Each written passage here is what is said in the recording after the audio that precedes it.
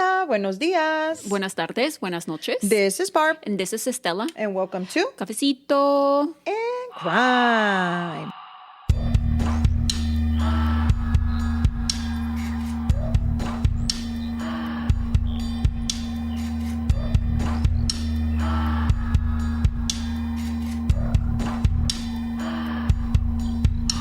So I have, first of all, hello everyone. How are you? I was about to say. I was going straight for it. You know, today has been a long day for me. I went to the office and I feel like now that I don't go to the office, I'm like, fuck, why do I want to go to the office? I know. It's because we cleaned out some of the stuff in the garage and that was in the box of the ornaments. Estela just pulled out why is there a lollipop ornament next to una me? paleta. Yeah. So today's episode was actually sent in by a listener. Oh. I'm just kidding, my sister. I was about to say Vanessa. Yes. But so she gave me permission to say the story. Okay. So my sister was laid off from her job maybe about a little bit over a year ago. Right? A year and a half, maybe. Yeah. Almost 2. And so she had a pretty good job and she had to start all over. She had been at the same job for 15 years. So this job that she got is also remote, kind of like me. I work remote and Estela does too. Anyway, so they try, like in my company, I don't know if it is like this in a lot of companies, they try to do certain things to kind of keep you engaged with your coworkers, okay. Right? So at this point, she's been at this job maybe not even 6 months right now. Right. So since they're, like I said, dice ella que unos viven in Washington y así. Out of state. Mm-hmm. So dice que she was like, they were like, oh, we're going to make a cookbook. Huh? Okay. It was like a ¿cómo se le llama? Un e-cook book. Y que everybody was gonna turn in a recipe. Wait, this has to do with the case? This has nothing to do with the case. Oh, but this okay. is just because I need the listeners to hear about the ridiculousness, okay? So then the girl says, if anybody knows my sister closely, then you know that she can't cook for shit. Like the bitch burns literal everything. Like she's burned chicken, she burns everything. And I know she's going to be like this bitch, but I'm being serious. So then she's like, Barb, this was like a while ago. I think this was like at the beginning of the year. She was ¿Cuándo like, empezó? Casi cuando empezó. Mm-hmm. And she's like, you know what? Dice, me quieren una receta, ¿verdad? Yeah. Y le dije, hermana, por favor no hagas eso. Porque tú no sabes cocinar. Just pull one from online. Hold on. So then she said que she was like, yeah, I'm going to just do this one. Y no, pues mandó 2. Oh, hasta overachiever. Overachiever. Mandó 2 salsas. Okay. Una como pico de gallo fresco y una salsa verde. Pues. Oh, okay. I love salsa verde. So then así quedó. Pasaron los días y luego me dice, hermana, ¿qué crees? Dice, ahora tuvimos que hablar sobre nuestra receta. Like a presentation. Okay. So then she's like, y luego pues me preguntaron y luego todas las muchachas pues las recetas eran de su grandma que le bajó no sé qué y que no sé qué. O sea, generational fucking shit. Yeah. Y Vanessa was like, I got this shit off of Google. Like straight up. So then she was like, no. Dice que les dijo, no, I mean, this is not really generational. This is something that I do for my family. Okay. Okay. Pues nada, que they brought up the whole thing again. Y dice que she was like, fuck, me van a volver a preguntar, ¿qué voy a decir? Le dije, Vanessa, pues yo no sé. ¿La verdad? I mean, well... No la verdad. No la verdad, pero, I mean, yeah. Well, bitch, why? She said, she sent me a message, what was it, Monday. Que the director of the company sent her a message telling her that he tried the salsa and it was delicious. I'm like, you didn't even fucking try the salsa. I was about to say, did she even make it at home? You didn't even make the fucking salsa. Wow. And so she hearted and liked it así. Did she get a price? No. Oh. Pero mamadas. Imagínate. Dile que me mandes la receta. Ya, le dije, mándame la receta para hacerla de veras, güey. Porque she's not gonna make it. Yeah. And so then she was like, sí, hermana, yo no le puse like. Le dije, Vanessa, eres una pinche pendeja. Porque nada más... Te van a cachar. A mí me daría like nervio. Yeah, that somebody's gonna look it up online or something. Yeah, you know? That'll be like, oh, this bitch has too many likes. Let me go, un pinche hater, you never know. Yeah.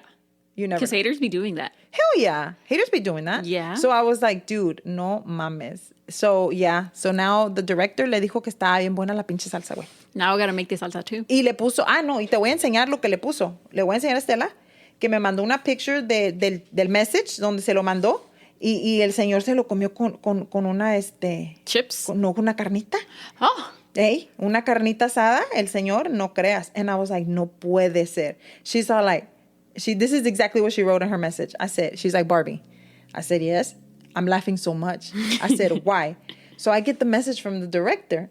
And then look what it says. Ahí está la carnita asada. Oh, y esta foto le mandó de la carnita asada. No, le mandó foto de la carnita asada con la salsa que mi hermana... Hey, la salsa verde looks to have like good texture. Yeah. Y el arrocito y las tortillas. No, todo eso se ve bien la bueno. Cebolla. Pero eso no lo hizo mi hermana. It was delicious. Yeah, it was delicious. He said... Uh-huh. So I just wanted y'all to know. She told me, this is a good story for you to tell your listeners. So that's why I brought the story. And then not too long after is when she told me about this case. So today's case is going to take us to Westchester, Ohio. Okay. Have you been to Westchester? I believe we've been to Ohio. We've been to Ohio for sure. Not Westchester. Not Westchester. So if you'd like to come with us to Westchester, Ohio, go ahead and grab your cafecitos. And let's get started. So my son has a lot going on and, he's a little, he's bored. Mm-hmm. I'm not gonna lie. So yesterday he's like, can I type something on your keyboard? Left. And I said, yeah, because I have the loud keyboard. Mm-hmm. And so I said, you can help me do our fun, random, interesting fact. So number one was that Westchester, Ohio isn't a city at all. Entonces? It's actually a township. Okay. And it's not an incorporated city as other cities. It's just a township located in Butler County, Ohio. What does township mean? I know we've heard township. Yeah, pero like... Township. Yeah, but what does that mean? So, I don't know. Pero whatever. Just take the fucking interesting fact. Nah, te creas.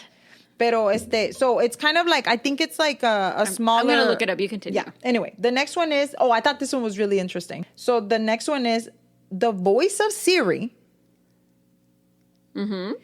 is from Susan Bennett, which lives and is from Westchester, Ohio. Oh, shit. Okay, that's a good one. So she is... Okay, what was wrong with my other one? No, I mean, as opposed to like... The other one's like more... That town is not a city. It's a... What a hoe. Township. What a hoe. Anyway, so Susan Bennett is one of the original voices of Siri on Apple. Now, the last one is the name Westchester Township, now because it's not a city, was adopted in 2000 because before it was actually called Union Township. That was the name of it. And the name change helped to avoid confusion since there's a lot of Union Townships in Ohio. Yeah. So they just recently changed that only 25 years ago. Okay, for anybody that cares, it just says that in the U.S., a township is typically a unit of local government, often a subdivision of a county, with limited powers granted by the state, while a city is a larger, more autonomous municipality with a broader powers of self-governance, often including home rule. That sounded boring. Yeah. It says townships often focus on basic services like road maintenance, land use planning, and trash collection. It just says that they're usually smaller and less densely populated than cities and may be found mostly in rural areas. Anyhow, so today we will be talking about the story, kind of like a story, you could say, or the case. Well, this one's, I'm going to tell the case in I don't know. Anyway, so we will be talking about a family. And I'm going to go over exactly what happened on the day that... I would hope you would go over exactly what happened. Okay, shut up. So this brings us to April the 28th of 2019. Okay. The Westchester Police Department receives a phone call. Now, there's a man on the other line. Okay. And he's very hard to understand.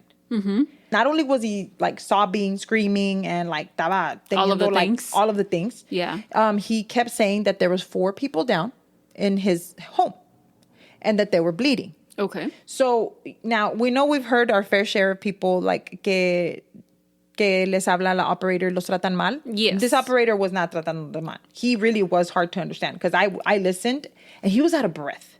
Like he was like that. Maybe he was going through it. I'm going to explain. Mm-hmm. I think that he was going through it, right? So the caller was Gurpreet Singh. Okay. So Gurpreet, like I said, he sounded like he was running or something. And he just saying, help, help, I need help. And so then according to Gurpreet, like I mentioned before, there was 4 people in the house and they were, according to him, dead. So Gurpreet kept telling the police officer that there was blood everywhere and nobody was moving. Okay. He also kept telling them that his wife was down and she wasn't moving as well. When the police were able to get into the apartment, and there's the crime scene photos, y luego entrando, like the entrance, you can see footprints inside of the apartment, and they're full of blood. Not only that, but he's full of blood. Okay. So it seems like from far away, the police said that they had been shot. The police sit down to talk to Gurpreet, and they ask him, hey, what's going on? Like, where were you, homeboy? Like, what happened? What happened? So all they know at this point was that he's the only one that's not dead, and that there's 4 people dead in his house. And he goes on to say that he just got home. Okay. I just got home, and all he was able to say in between was his crying was that his wife, his mom, his aunt, and they're all gone. So they asked him if he knew who may wanted to do this, and he shakes his head que no. Then he goes on to tell them that when he got home, the door was unlocked, but not open. So who was dead inside the house? That's what I'm about to tell you. This brings us to find out a little bit more about Gurpreet. So as I mentioned before, Gurpreet was the one who found these 4 presumed bodies. And he is a 41-year-old that lived in the apartments that they called them. I think they were called like West Livingston or something like that apartment. And he lived there with his 39-year-old wife, Shalinderjit. It's J-I-T at the end. Shalinderjit. Yeah, Shalinderjit. It's because I practiced it last night. So Gurpreet is originally from Kana, a state of Punjabi, India. And he came from a large land-owning family, right? Their main source of income was from the agriculture. And since his family was the landowners, he didn't want to work as a laborer. He's like, no, yo quiero manejar los asuntos. O sea, él quería los terrenos. Sí, pues. So, Shalinderjit's father, his name is Hakiakat, left his family in India to migrate to the U.S. in the 80s. When Shalinderjit was a baby, when he got here, he married a woman to get citizenship. Okay. And lady also was able and agreed to adopt his daughter so that she can get citizenship as well. After he got his citizenship, el papá, he decided to divorce his American wife. Okay. So he wasn't like that. That's not what he was here. Maybe that was the deal, all along. And he remarried his Indian wife, which is also Shalinderjit's mother. So he divorced the American woman. Yes. And then he ended up marrying her biological mom. Otra vez. O sea, su esposa que tenía en la India. Okay. He remarried her. I understand. Yeah. Sorry. They would go back to their home country often. And when she would go back and forth, Shalinderjit, in one of those trips, she married Gurpreet. Okay. And at that time, it was 2002. Okay.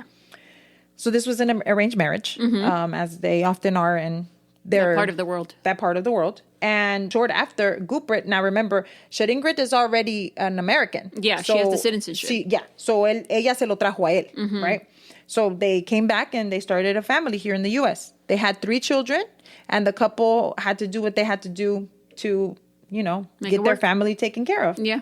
Gurpreet and his father-in-law, which is Hakiakat, tried to open up a business together. Later, we find out that it was tiendita, como una gas station.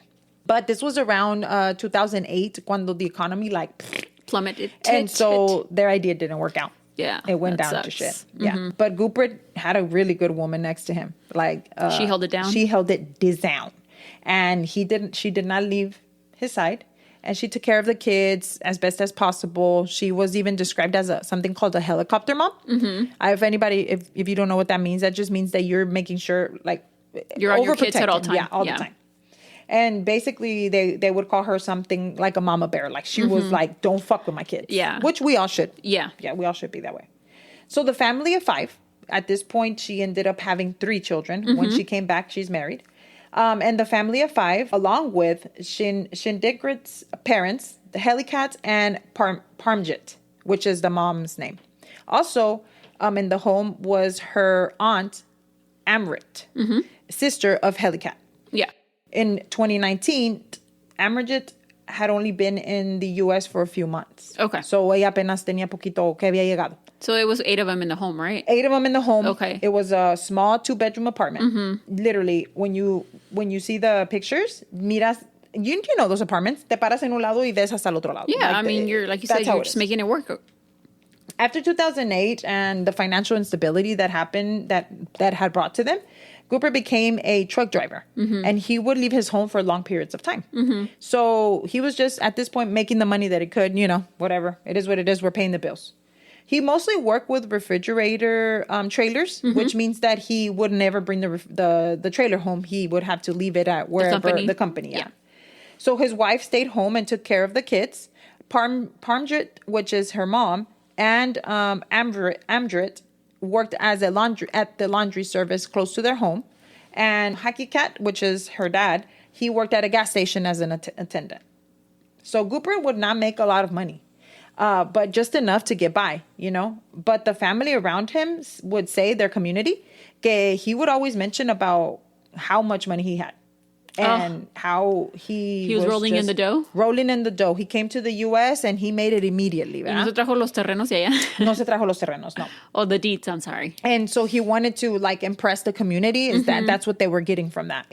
They were immigrants and they were under a lot of pressure to make sure that they were successful in this country. As a lot of us that come in here, not me, but a lot of immigrants that come in here into this country.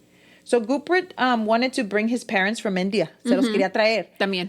Pero, I guess when you ask for those kind of things, tienes que decirles... Those type of permisos. Those permisos, tienes que decirle, okay, I have a home for them to stay. They're here to stay with me. You have to give documentation, me imagino. Yeah. So he was looking into getting a bigger home and getting a place to where los podía meter a los señores, ¿verdad? Sus papás. Now we're talking about his parents, not the ones that already lived here. Right, because if he was able to successfully bring his parents, it would be 10 people. It would be 10 people. Ya no cabían en el apartamento. So the home was in Indianapolis, and he had looked into getting this home. And he was struggling financially, but he was trying to keep it under wraps as much as he could. So él le hablaba para allá, para la India, y decía, no, hombre, yo estoy acá al 100, and he really wasn't. He didn't want them to find out that he was really struggling. Yeah. But it's normal. I feel like those are kind of things that we all go through as Americans. Sometimes you're good and sometimes you're not because the economy goes up and down. But he started to ask his father-in-law to help him pay some stuff off, and he had some debt, and once again using his money del father-in-law to impress the community. To this, I know that, like I said, it's common que a veces tienes y a veces no, pero to him, it wasn't like that. He would always tell que él tenía, So Gurpreet was struggling, like I mentioned, and he had nothing in his country, though. Él no tenía terrenos, no tenía nada. His family did. Oh, yeah, they were his families. Pero él no. Yeah. But his in-laws, they had land in India. So in 2019, his in-laws were in the middle of selling the land. Parmjit had booked a flight to go back home to make the sale of this land happen. This was scheduled for April the 30th of 2019. But they didn't get that far because on the night of April the 28th, the Singh kids, which is the 3 children, they were not home.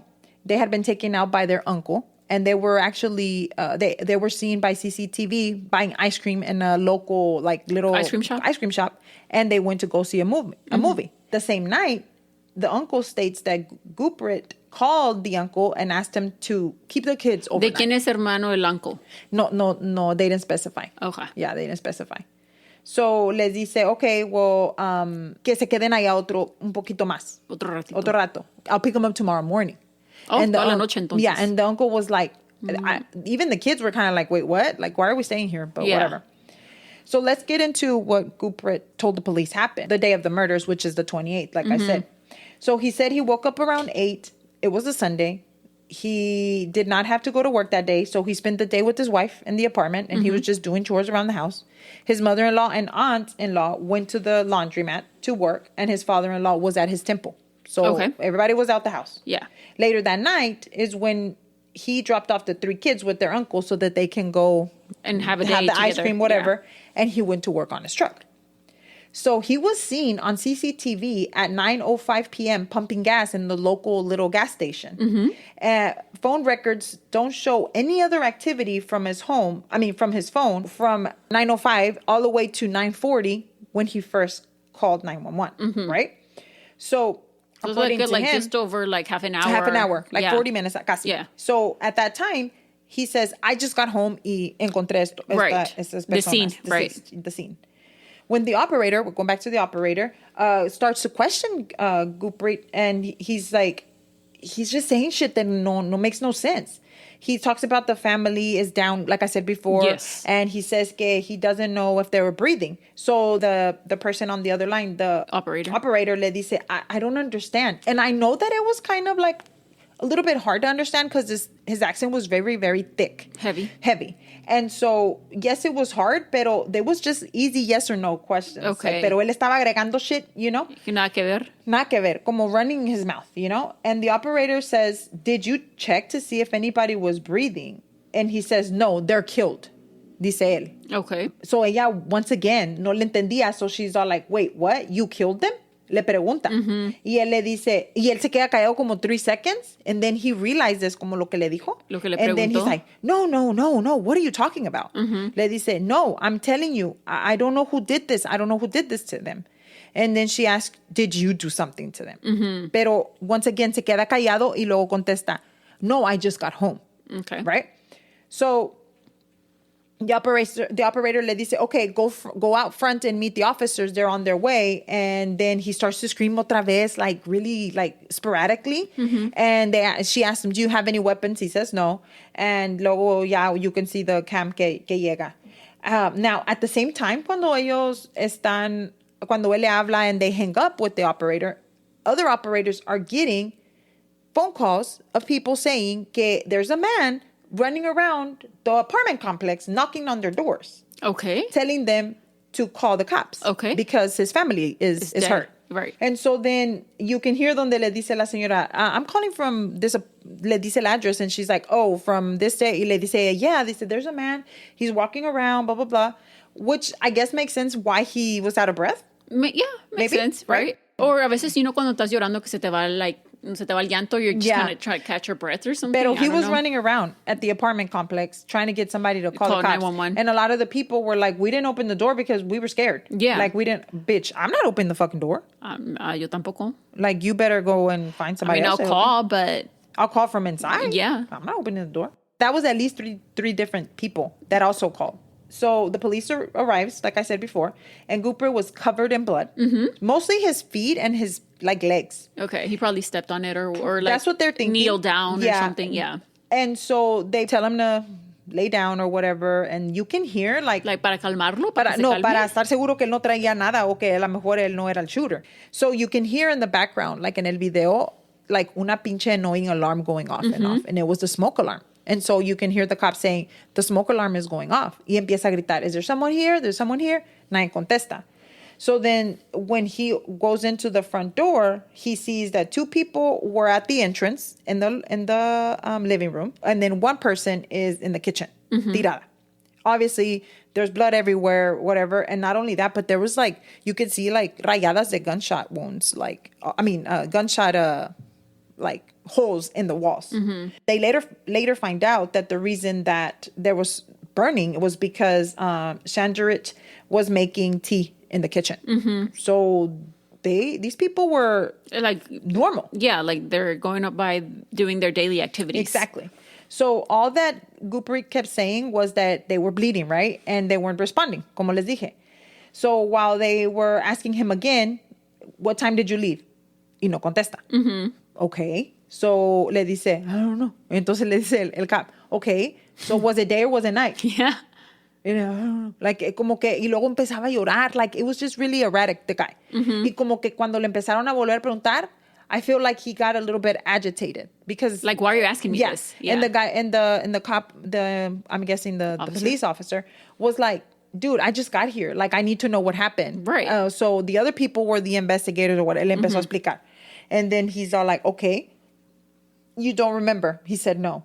Okay, so you went to work on your truck, you said. And he said, yes. Y le dice, where is it parked? porque no estaba la truck ahí. Y le dice, at Sugar Creek Packaging. Como te digo. Ahí trabajaba. Once again, empieza, otra vez. Y luego le dice... ¿Cómo? So then, it took him a little bit longer time to, se tardaba en contestar. Yo no sé si estaba pensando lo que iba a contestar o si maybe he was just... Going through the motions, yeah. Yeah. So they took him in anyway because of the fact that he was walking around with evidence on his body because he had blood. And so then, girl, at first le preguntaron y todo, he was chilling, whatever. And then luego le decía al cop, tell me what happened to my family. Y luego le decía al cop, I don't know. We don't know. That's what we're trying to figure out. And then the officers was like, why am I? Y luego le decía, why am I here? Y luego the officer was like, because we need to talk to you because you just found your family dead, whatever. Y luego le dice, but I thought it was an accident. Y luego le dice el officer, so you're saying that 4 people were found dead in your home and you think it's an accident? Right. And then, so él empieza otra vez como a gritar, a llorar, y luego le dice, the police started to go over the scene of the murders at this point. So they're struggling with him porque, honestly, if you watch the video, I'm like, this motherfucker, ya me tenía hasta la madre. Yeah, you're like, wait, just shut the fuck up. Or not even, he's making no sense. And I understand that when you walk into a scene like that and it's your family, who knows what kind of headspace you're going to be in. Exactly. Pero I think we all know that he had something to do with it. Yeah. Well, I mean, was involved at some point. Well, was involved at some point, yeah. So the police started to go over the scene while they were there, whatever. And there was blood, like I said, everywhere. There was the bullet holes on the walls and just blood spatter. So they did find a Beretta, I don't know if I'm saying this right or not, handgun, and the ammo for that handgun in the bedroom of Gurpreet, which was the last bedroom al último del hallway. And some money. So there was about $930 that were found in a prayer table. And somebody had, también en el mismo cuarto, I don't know if maybe his wife or somebody had $8,250 in a pink purse. Okay. First of all, pink purse, you're the shit. And $8,000 cash? I wish I had $8,000 cash. And they were in their room. De la couple. Yes. Yeah. So back to the interrogation room. Gurpreet asks the officer, I want to call my parents. You're not telling me what happened to my family. Bro, we don't even, I don't know either. I was so desesperada de escucharlo because I want to slap his ass. Because I'm like, cállate el hocico. Anyway, so he tells them, can you tell me why would they kill him? Why did this happen? And the police is like, dude, that's what we're trying to ask you questions. So les dice otra vez the same story. He was out fixing his truck. Y que he got home. And que everybody was already hurt. And that he saw his mom, because he calls them his mom and dad. También a sus in-laws. A sus in-laws. Y también como his aunt and uncle. His aunt. Que es la que vivía ahí, la señora que la tía no tenía ni 2 meses ahí. Yeah. Ajá. And then he's like, I went to shake my aunt and she wasn't moving. And then I went to shake my dad and he wasn't moving. So Gurpreet said that they lived a pretty normal life. Right. He said they didn't have any enemies. Wow. Any enemies. And that nobody was trouble. Everybody was chill. Nobody was messing with them or anything like that. Yeah. Dice él que the worst thing that he's done is get a speeding ticket. Him and his family lived a quite normal life. And the detective asked, did you guys argue or fight? No, not at all. We're chilling, billing, thrilling. So Gurpreet did mention that they had debt, pero when they first tried to open the gas station, que les conté. Oh, sí, cierto. The failed business, pues. Back in 2008, and that when they had gotten here from India. Then he tells the officers that everything was paid by his father-in-law. Dice, no, ya lo pagaron. He's like, everything was that we paid. Owed, right. Yeah, he had sold a piece of land in India, y que con eso he paid every penny of that debt off. So it's been paid for a fact. Okay. So investigators bring up could he have been unfaithful to his wife? No, never. Hasta le hizo así, I'm faithful. Así, hit his hand in his chest. Y luego le dice, and what about your wife to you? No. He said, this doesn't happen in Punjabi culture. He said, if we're together, we're together. If we're not together, we divorce. There's no in between. So after everything goes by, if you're watching the videos, you can tell que he never shows any emotions. He showed emotions cuando se acordaba allá en el apartamento. Pero when he first called and stuff. But he kept saying que he wanted to call his parents y que se quiere ir para su casa. It was just, he wasn't distraught. Another thing that the investigators thought that was a little bit odd was that when they got to the home, Gurpreet, you can see in the video, wasn't wearing shoes. Right. So they asked him in the interrogation room, hey, where are your shoes? And he said, oh, it's because I wear a specific pair of boots and I was working on my truck. He said, I never tie them because I can slip them on and off. Mm-hmm. Pero, ¿dónde están las botas? Yeah, what does that have to do with why you're not wearing them right now? Exactly. And if you go and you see because the pictures are online, you can go and see. You can see the size. Era una obvious boot. Lo que había in the footprints. At the crime scene. Yeah, at the crime scene. But according to him, he was all bloody from his socks y todo.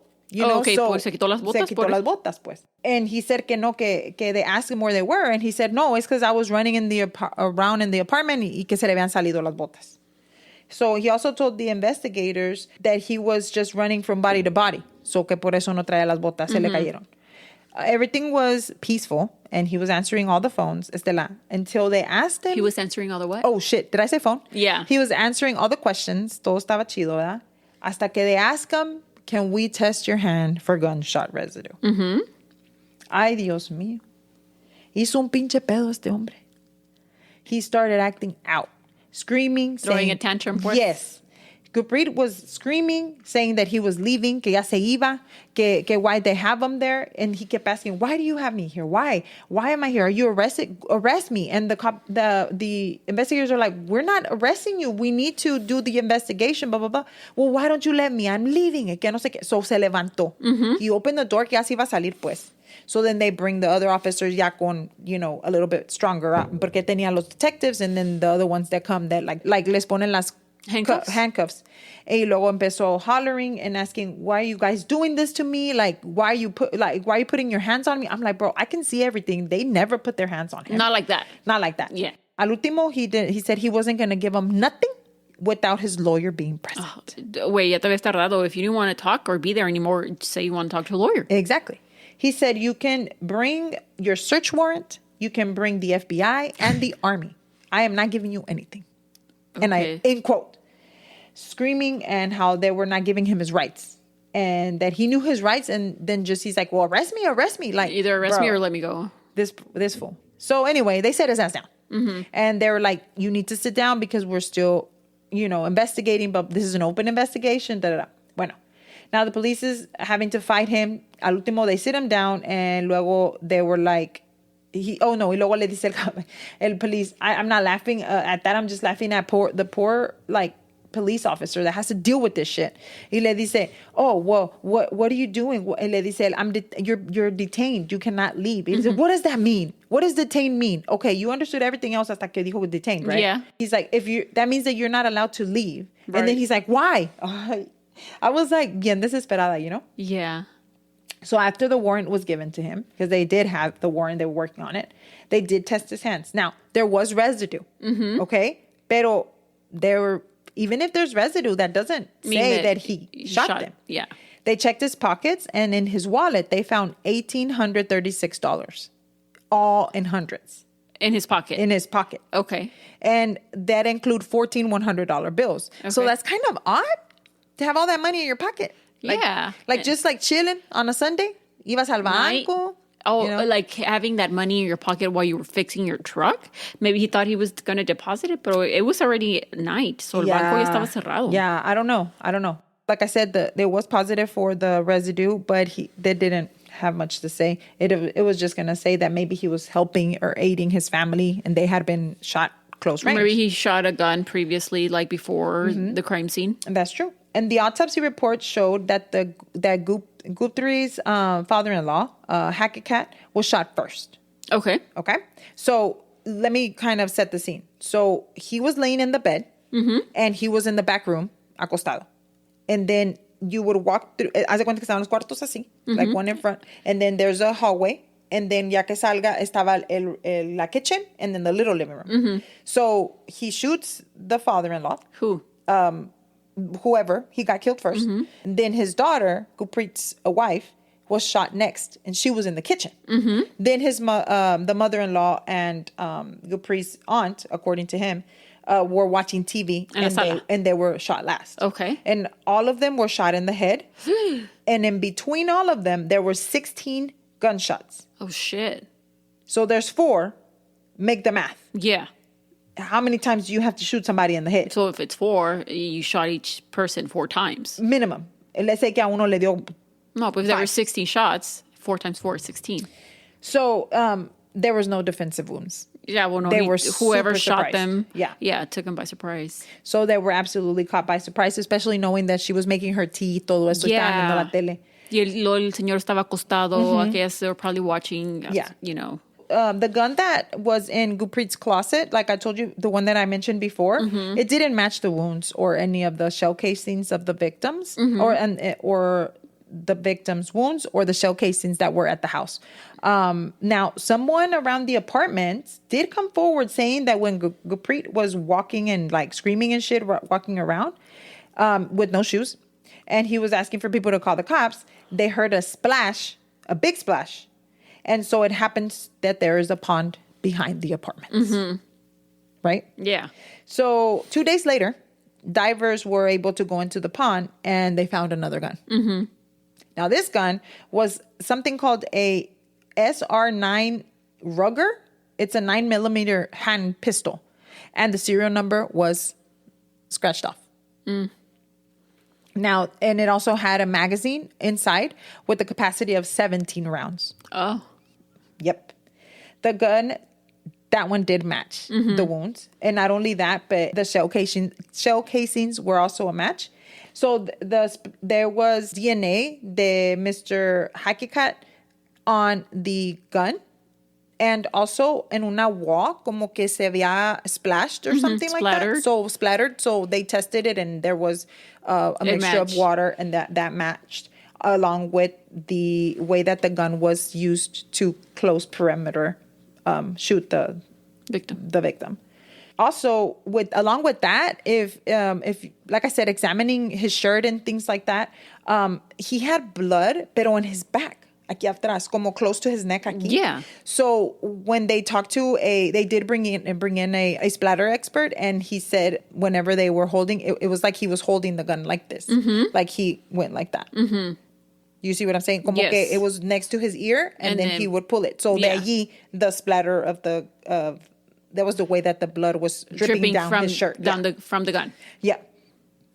They also found that Gurpreet's boots were full of blood, but that they found them there, but they couldn't say that he was a killer as well, because he said that he walked into the scene. He walked into the scene. Right. So maybe he was running, se le cayeron, like we said, whatever. Like he said.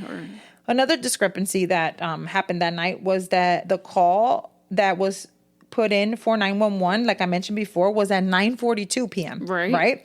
But the GPS puts him in the apartment complex parking lot at 9:03. So that means he had around almost 40 minutes of, but you said that you just got home. You just got home. Right before you called. Exactly. So I don't know if he was just like in the area or what he was saying for 39 minutes. Sometimes when you get home and you just sit in your car for like a little bit. Maybe. Is that what he did? Maybe. I don't know. Maybe. So the order of the murders were, like I said before, the first one was Hakiakat was in the back room. And then the person made themselves towards the front because of the way that they had been killed. So if somebody was surprising someone, they wouldn't go from the back of the apartment to the front. They would go from the front to kill whoever's there to the back. Right. So that's another thing that was kind of like didn't make sense. Right. So they started, like I said, to question the family, and this is when esto se va a poner chido aquí, ¿verdad? So the brother of his mother-in-law, they never mentioned his name, pero era yo nada más le digo el uncle because they called him uncle. I don't know. Porque era tío de su esposa. So he brought some interesting things to light. When he was questioned about Gurpreet, yes, he said that he was kind of like, como te dije, era show off. He would always say que he had all this money and blah, blah, blah. And he would always wanted to look good for the community, but the community was like, dude, we don't give a shit. Yeah. So the cops also asked him, hey, do you think Gurpreet could have been unfaithful to his wife or maybe the other way? And he said que he had history of hooking up with prostitutes. Oh, shit. With sex workers? Sex workers. They say prostitutes. I say sex worker. as well as having a good-looking girlfriend. Oh, tenía novia. In quotations. Somewhere, pero que él no sabía dónde. Eso es lo que andaban diciendo por ahí, ¿verdad? ¿En la community? La community. So this is what Unc said. He said that he had heard, ¿verdad? That he had heard que él tenía una little girlfriend, pero que él no sabía dónde ni nada. Mm-hmm. Which I'm pretty sure he did, pero... No quería decir. He said that they asked him, well, what did you feel? Or did anybody know about this? He said, no, this is not something that we accept in our community. We just kind of saw him as a person that we didn't want around our homes. And then the investigators were like, well, why not? And he's like, no, because we would think in my community, in Punjabi, he's like... we're scared that you're going to do that with my wife. So I wouldn't let you in my house. Right. So he was already kind of like... On the outs. On the outs, yeah. De estar con la community. Espérate. Pues sale la mistress de Gurpreet. La novia. La novia. She came to light, ¿ok? Déjame te cuento. Agárrense los calzones, que se va a poner bueno. Bueno, ya estaba bueno, pues ahora está más bueno. Sad. So Navarine Kaur is her name. Okay. Very beautiful woman, by the way. Mm-hmm. And she was also Indian. And she lived in Indianapolis. Oh, okay. Donde estaba buscando la casa. Exactly. Pinche viejo. Okay. He met her on one of his long drives in his truck. And she was also married. Oy. Pero her relationship was not good. They're already on the rocks? Yes. No, and he was very abusive towards her. Oh, no. So she was in, like I said, an abusive relationship, and her husband would beat her. And she said that Gurpreet would call her and text her, and he would make her laugh. So she kind of fell for that, and she thought that he was such a sweet person. Oh, that's sad. She stated that she liked talking to him, and it made her forget all of her problems at times. Mm-hmm. She said that they did not become romantic, though, immediately. She said that they didn't become romantic until after she got divorced. Oh, so she ended up separating, getting a divorce. Okay. But she knew that he was married. Yeah, I was about to say she separated from her husband, but he was still married. Yes. And so he said that they would see each other once or twice a week, but they would speak daily. Oh, shit. Okay? Mm-hmm. Not only that. Oh, and I guess he was driving all the time, so, you know. No, it gets worse. It gets better. Espera. ¿Tuvieron hijos? No. Oh. Gurpreet was also helping her financially, bitch. Por eso no tenía dinero. Y por eso andaba endeudado. Exactamente. Mira, le mandó $20,000, $20,000 to help her buy a house after she got divorced. Not only that, but he got her an Infiniti SUV, and he would pay for her mortgage. Damn. And I saw the house. Wait, like, why do you need a house? Can't you just go live in an apartment? Well, I don't know, maybe. You know. Pero él le había dicho, te la voy a comprar. Tú sabes, sí. Porque era bien creído en shit. Pues sí. Yeah. Y luego, pero pues no podía pagar los biles de su casa y toda esa gentillaje allí. I know. Pero él estaba al 100, ¿verdad? Anyway, she told the court that... That's fucked up. Yeah, very. She told the court que he asked her if she was single or if he was single, would they be considered, she would consider marrying him. Y ella le dijo, yes, if my parents agreed, then I would marry you. Mm-hmm. Okay? But if he separated from his wife. If he was single, yeah. Yeah, uh-huh. Uh-huh. Pero, girl, in March of 2019, sounds like Gurpreet's wife se dio cuenta, güey. Yikes. So she finds out about the relationship and finds out about the money. And le preguntó. Y he le dijo la verdad. Le dijo la verdad. Que he had no, que he was helping her. He didn't deny that he was helping her with money, like I said, pero no le dijo que sí era su mistress. Like he didn't outright say it, but she suspected it, I'm assuming. Yeah. So to make matters worse, la wife de Gurpreet se da cuenta que when the house that they were moving into, that they were looking to move into, is in the same fucking subdivision. Oh, I thought you were going to say they were like next door to each other. No, I mean in the same. I mean, might as well. Yeah, might as well. Y la casa, yo la vi, la casa que they were buying. Girl, it wasn't a little house. No, it was a nice house. Big house. Okay. And he was paying the mortgage for he was going to be paying for both. Yeah. So then. Damn, ¿dónde sí tenía dinero? We're going to get into that. Well, the home was not too far from his mistress. And then his wife, Shalinderjit, did talk to her friends up at Temple about what she found out, about the money, todo. Pero divorce was never on the table. Okay. Because in their community, you're married forever, no matter what. She was married with this man for 17 years. Mm-hmm. And she was like, I'm here for the long run. Pero... I mean, if he wanted to leave her. Yeah. he was going to leave her, you know? Exactly, but I mean... Pero también compró una casa no tan grandota. No, grandota, güey. O sea, la casa estaba huge. But I mean, I guess him buying that huge home, he was planning to bring his parents. Mm-hmm. So it was going to be 10 people. Yeah. So he needed a big home, pero... Yeah. Mess. Exactly. So Gurpreet did talk to his mistress the night of the murders. Pero it was on and off. Pero he didn't mention that he was being detained by the police or that his family had been murdered. If he was really like distraught, he would have been like, oh my gosh, something happened. Like my you wife. Wouldn't even answer. Like I don't think that would be on your mind to talk to your mistress. Nada más platicando así chido. Como si nada hubiera pasado. Nada. Yeah. She had no idea what had happened to the family. Yikes. After the killings, Gurpreet stayed with with a family member, and the investigators continued their investigating. And the same uncle, girl, este uncle, he's the bad bitch. He's giving the tea.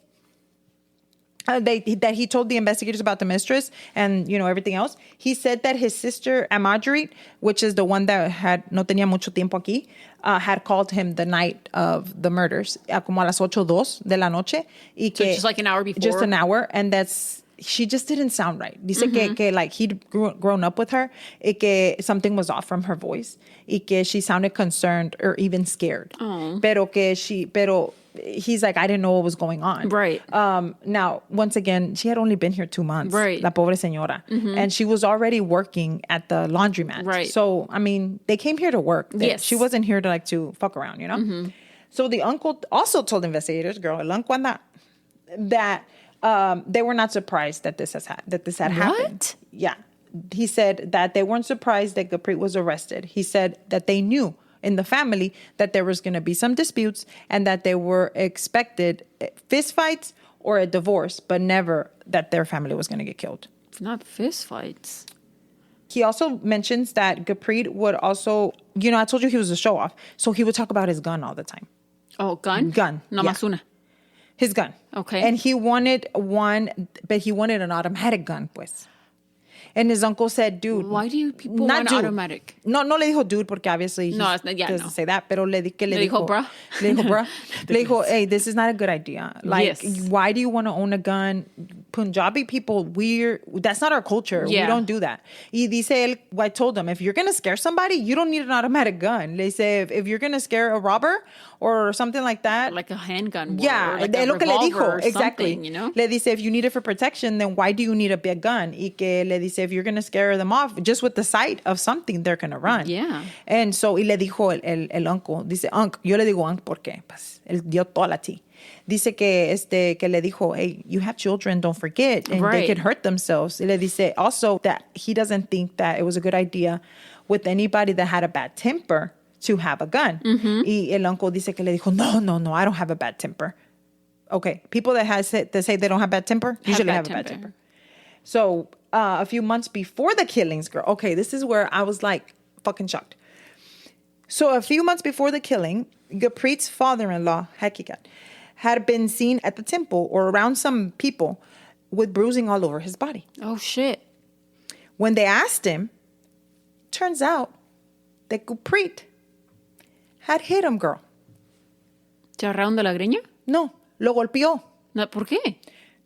He didn't really specify why. He said that they had an altercation and that was it. But we're thinking that most likely it was for some sort of money. He said that he beat him down with a stick. Oh, my God. Y todo. Well, didn't you just say el señor estaba bien grande, hermana. Like, he's not like you know, decrépito or something. No, pero ¿qué no acabas de decir que el uncle was saying que within their family you accept divorce, even some, like, hitting, like, physical violence? No. Meaning that he expected. That's what I'm saying. Like he expected physical violence within the family, within them, like these couple. People. Yeah, the couple and. That's what I'm saying. So he knew. Yeah, he knew that something was going to happen. I don't know why or whatever. Now, as we know, he was killed first, the father-in-law. Right. So any amount of rage, I mean, it was apparent because of the fact que lo mató cuando él estaba dormido, close range. It just seems like that's what he wanted to. That's so scary because if obviously we know that he did it, pero he obviously shot him And you know that the rest of the women heard the shot. Exactly. Pero I don't know if maybe he... They probably didn't hit get a him chance. with the pillow. Like, I don't know. You still would have heard it regardless. Yeah, but You're maybe let's say... chiquito. Yeah, maybe let's say he shoots... Y luego the women are like, what's going on? They didn't even get a chance to like react. So just to let you know, at this point, Singh's father-in-law was 59 years old. Pero he was an older man, like respectable man. So, I mean, no lo tenías que golpear. So, hubiera rozado los putizos. Yeah. And so then with all of this evidence, Gurpreet was arrested on July the 2nd of 2019 outside of a Walmart. In Bedford, where he was there for a family wedding. No pasa nada por allá, el compa. Y luego he spent a month in jail in New Haven County. And before that, and then he was extradited back to Ohio. In October 2022 is when he was tried for the quadruple murder. This is when we hear about all this evidence that I've already kind of mentioned over. The motive for the killing, the prosecutor saying is because of money. The prosecutor stated that the Khan family had land in India y que... Gurpreet needed the money and to continue to give it to his mistress and pay all the debt that he was in. And he was acting like he was chido and shit and trying to keep a facade saying that he was doing great in the U.S. It sounded like he was on his way to get nothing. And they think that he was very angry because of that. He believed that if everybody died, then he would be next in line to get this money from era hijo del señor. No, aunque era hermano de la señora. Hijo del señor, que he owned the land. So the defense said that, of course, this was not true, right? The defense said that this was a plot by the Indian mafia. Ay. Because they were out to kill the family for their land in India. Now, evidence showed, I'd never heard the Indian mafia, but apparently... I'm sure there's some... Unc dijo que sí. Unc dijo que sí había una mafia. I think there's a mafia that exists in every country. In every country, yeah. So the only thing is that evidence showed that Gurpreet's family was the one that was buying the father-in-law's land. So if that's the case, then what the hell? What the hell? What the helion? What the heliante? So to finish the trial, ya se iba a acabar la trial... Guess what happened, pues? There's a hung jury. Ay. And now the family of the murdered victims had no answer. And they had to wait until the court set another trial. It took 2 years.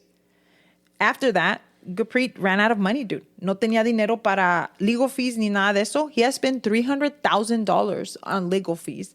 He even sold the house que según él había comprado, and he sold it for a cheaper price. Yeah. Because he needed to get rid of it. So now for this new trial, he was going to have court-appointed legal team since he was bankrupt. He then waives his rights to a jury trial, and he said he was going to be sentenced by the judge. So there was 3 judges, and their ruling had to be anonymous. Unanimous. I was like, what? Not anonymous, is this unanimous, excuse me. So Ankh said that every time that he saw Gurpreet in the courtroom, he just wants to punch his face. I don't blame him. He said he feels enraged every time he sees his face. He also said that the children are staying with family back and forth of their mother, and that the youngest believes that his mom is in India because they haven't told them that That's so sad. And so he said that all the kids believe that, because son 3, y que los más grandecitos, that they also thought the same thing, pero que when they went on the internet, they found out what their father did. Oh my God. To their mother. And the rest of their family. So Ankh said that he will continue to do what he can to get justice for his sister, his niece, and his parents, brother-in-law. yes. Yeah. No, his brother-in-law. Él es hermano, Ankh es hermano de la esposa. De la mamá. Oh, okay. Yeah. Sí. Mm-hmm. So su hermana y las su cuñado. Las dos señoras eran sus hermanas. Okay. Yes.